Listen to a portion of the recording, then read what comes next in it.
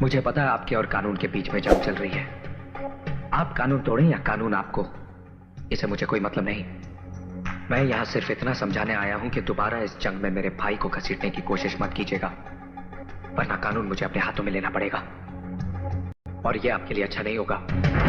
छोटा मुंह और बहुत बड़ी बात कह गए तुम।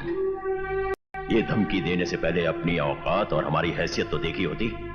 ड्यूटी का हाथी को धमकाना अच्छा नहीं लगता बरखुरदार। छोटी होती तो बहुत छोटी है शोभराज साहब, लेकिन अगर हाथी के कानों तक पहुंच जाए तो उसकी मौत का कारण बन जाती है। और आप अपनी जिस हैसियत की बात कर रहे हैं ना, उस हैसियत को बहुत अच्छी तरह से जानता हूं मैं। बहुत अमीर करोड़पति हैं आप, लेकिन अपने बेटे की जिंदगी बचाने के लिए भिखारी बनकर मेरे बाबूजी के सामने भीख मांग चुके हैं आप।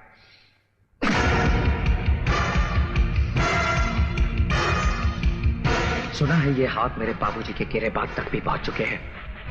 10-15 मिनट लोहे के वजन उठाकर कसरत कर लेने से ये मत समझिए कि आप बहुत मजबूत हो गए हैं।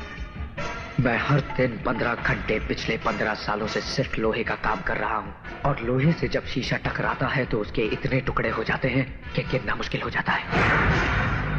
अंग्रेजी में एक कहावत है, एंगर। किसी और को सुनाना, मैं सिर्फ एक जुबान समझता हूं, हिंदुस्तानी, और उसमें एक कहावत है, 100 सुनार की और 1 लोहार की।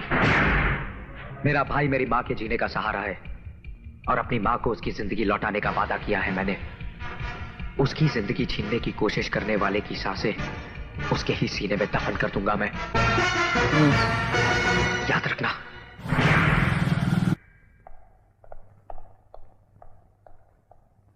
सर, अगर आप कहें तो। नहीं माइकल,